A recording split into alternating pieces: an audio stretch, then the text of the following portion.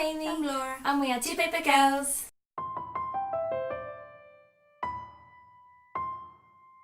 Today we're going to do our March wrap up, and as you can tell from the thumbnail, we have both had a really successful month, definitely a lot better than the past few months this year, and probably the best reading month of 2017, so we're very happy. There's quite a few books to get through, so we're going to jump right into it. The first one, you'll also be sick of seeing this book because we have talked about it for a couple of months now, and that is The Rainbow by D.H. Lawrence. In case you didn't know, we are doing a D.H. Lawrence module at uni at the minute because we're in Nottingham, where D.H. Lawrence is from, so it's quite a big deal around here. And this is The Rainbow, which is actually the second book we had to read for this module. But it took us a long time to read because it was nearly 500 pages and neither of us liked it very much. So we both read most of it in February but had to finish off the end bit in March, which we both did. It gets 1 star because it was the worst book I've possibly ever doing read. That thing again. Oh Where yeah. you think it's okay and then the hatred grows. It was just really just awful. The plot was so boring. The characters just they moaned like all the time. And I was going to do my coursework on this, but now I'm not because reasons that I just don't like it. But also it was just an awful book. Don't read it. Read Sons and Lovers. That's a brilliant book.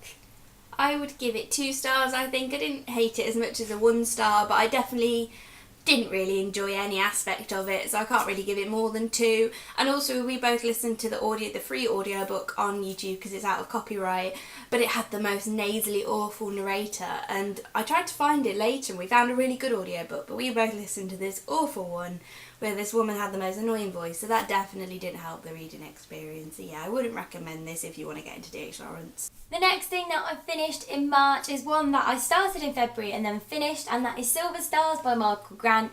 This is a trilogy about 3 girls in the Second World War who have got enlisted in an alternative history, and they all have different roles in the army.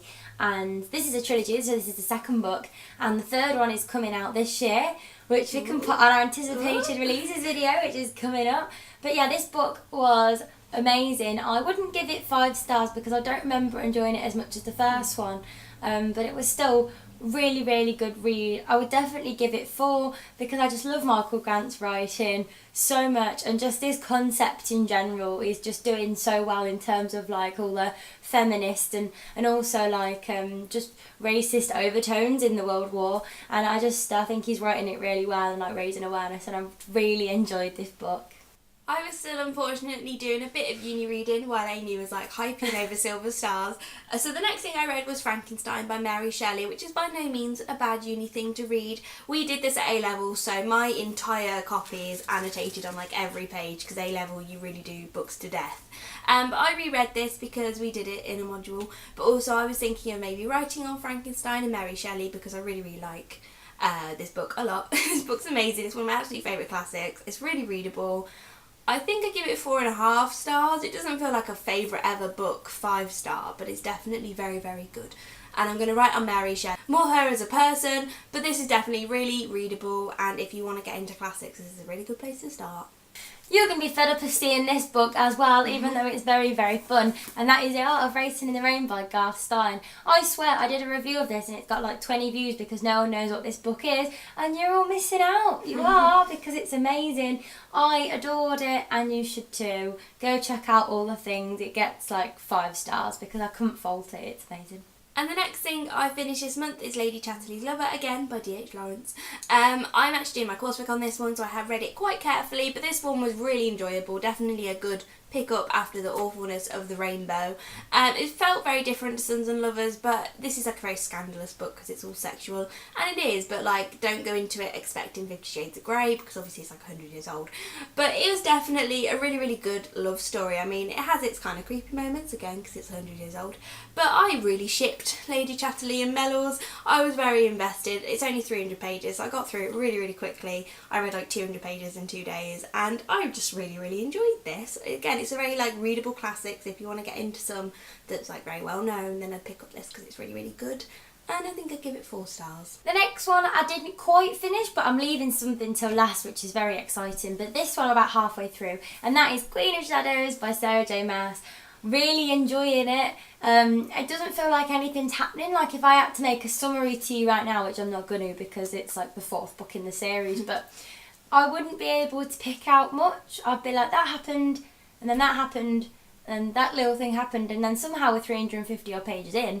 But loving it, love the characters apart from Manon, but also there's another girl in the Manon storyline called Elide, and she is good.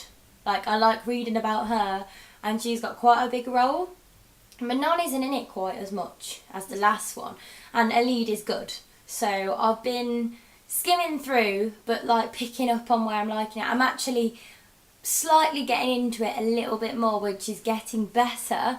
So yeah, I think the Manon chapters might be okay. And when it comes down to Selena and Rowan, I'm just so happy. Another thing I picked up this month is Giant Days Volume 2. I think I read this amongst all the uni reading as like a bit of a break because it was just a super quick, fun read. This is about a group, 3 girls are at university together, and it's super just wacky. I don't know, it's not like realistic, they're very over the top, and the humour's, I can't really put my finger on it in terms of how to describe it, but just kind of over the top like jokes and stuff, and it's very dramatic but in a really silly, it's quite silly and over the top, but I really like it. The characters are just really likeable and sweet, and it's just nice to read about university students, and I can't wait to pick up volume 3 because this is becoming one of my favourite series, because even though it's not very plot driven, I just really love all the characters and it's just a good bit of fun. So I gave this 4 stars. Amy's got a thing to mention at the end, so I'm just going to carry on with what I read this month. The next thing being More Happy Than Not by Adam Silvera, and if you watched last month's TBR, you know that Amy chose this out for me because we did a fun thing where I was like, I want to read another thing this month but I don't know what, so pick something. So she did, and we're going to do that in April's TBR video as well, but I'm picking one for Amy as well, so look out for that because it's just like a fun new thing we're doing. But anyway, yeah, I probably would have picked this up if Amy hadn't like encouraged me. I had lots of mixed feelings about this. I gave it 3.5 stars because I really loved some bits of it and really hated some bits of it, so it's a bit of a mixed bag.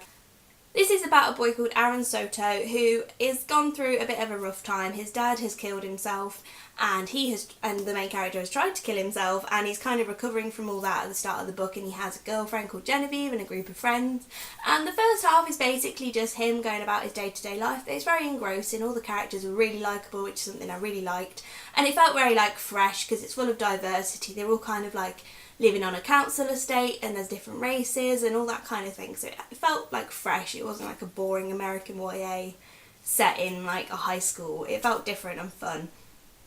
But then halfway through there's a little bit of a plot twist turn, which I don't really want to say much about, but it has an LGBT aspect to this book, which is both good and bad. Obviously it's good for diversity, and in some ways it was handled really, really well, but in other ways I think it was handled a bit badly, which isn't my place to say in some ways. But I felt like there was a real opportunity here for 2 characters to be bisexual, and they weren't, and I felt like that just felt like a bit of a cop-out, because there is a bit of a problem with LGBT where it's kind of just the G that is represented the most, and the L and the B and the T and the plus aren't really in media very much. So I'm like, there was a really good opportunity here where you could have had a little, like, even more representation that didn't really happen, so that annoyed me a bit. But there was also like a really good turn of events, and I don't really know how to explain this book. I think it's good to go into, not knowing very much, but in terms of reasons you should pick it up is because it's got LGBT and good characters, and also this really good memory removal aspect to it, which is really unique. There's the Lateo Institute where people can forget things that have happened in their life which are like troubling them and bringing them down, like PTSD and horrible stuff. So that's a really interesting part to this book that is like running through it all the way through. But yeah, I had problems with the writing style towards the end. It got a bit rubbish in my opinion. Like there was bits where people were just being really over dramatic and I didn't really get why. And I'm rambling, but basically this book is very well loved, and I felt a bit like I didn't love it as much as other people, but I would still think you should read it yourself and get your own opinion, especially if you like LGBT books and just good YA characters. And the last thing I read this month I managed to squeeze in the last couple of days of March, and that is The Curious Incident of the Dog in the Nighttime by Mark Haddon. And this is really exciting because me and Amy are going to see this next Thursday. She got me tickets for the play for my 21st birthday because she is the best and I've always wanted to go see it, and it's in Nottingham. And I just thought, like, I do quite want to just read it before we go, because I'm worried I will never have the motivation to read it once I've seen the play. And I was worried it might make me less excited, but it's made me more excited because I can't really visualise it as a play. So I'm very excited to see how they do everything. But it's about this boy called Christopher, who has Asperger's syndrome, and it's narrated by him as well. So it's kind of like showing an insight into his way of thinking, because he gets very focused on details and sees everything very like logically and mathematically. So it's like if he sees 4 red cars in the morning, he's going to have a good day because he likes the colour red, and if he sees 4 yellow cars in a row in the morning, he's going to have a bad day because he hates the colour yellow. And it's just like so sweet. He's just an endearing narrator, but he's also, it's very exciting though, because there's lots of drama. But basically there is a dog called Wellington who is his neighbour's dog, and it gets killed. It has a big pitchfork in it, and he finds it at night and is kind of hugging it because he likes dogs, and then the police obviously think he's killed the dog. So he's arrested, but then he wants to figure out who has killed the dog. So he goes around investigating, and his dad gets annoyed with him because he's like, keep out of people's business, like, you know, because he worries about him going off and talking to people because he doesn't have the best social skills. And it all kind of goes from there, and lots of big drama happens, which I wasn't expecting. I wasn't expecting it to be as like action-packed and exciting as it was, but it was really, really good. It was a really like unique style of narration, and it was just a really good book. I can see why everyone loves it so much, and I'm so excited to see the play. But it's not quite a 5 stars. I don't think it's like one of my new favourite books. It's definitely very good, so I'm going to give it 4.5 stars. The next book that I've got to show you, we're actually very excited about because we have been extremely lucky here. Basically, Matt had got a new book coming out on July the 7th called How to Stop Time, and here it is.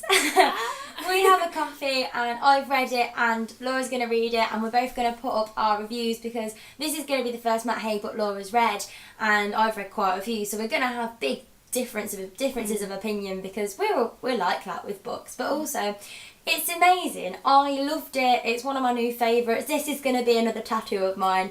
It definitely gets 5 stars. I'm going to do a big review about it. Lots of feelings, like non-spoilery and then spoilery, for everyone who wants to get into the book before it's released, and it'll probably be up in May, June.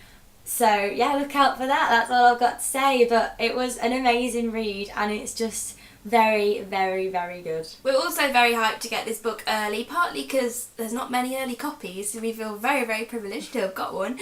But also, it's already, even though it doesn't come out for about 3 months, it's already going to have a film starring Benedict Cumberbatch as the main character.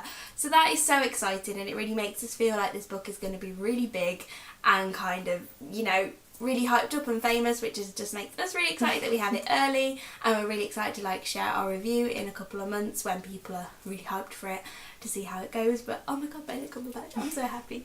So those are the books that we read in March. It's been such a good month. We are very hyped for April, although deadlines for the coursework are coming. But usually when we get a bit stressed, Laura tends to read loads, and I tend to, well, I'm on a really big reading hype, so I'm really going to try and read more to calm down. So we're going to see how it goes. Let us know down below what you managed to read this month. We'd love to hear about it, and if you've got any thoughts on what we read, put them down below, and we will see you on the next video. Bye!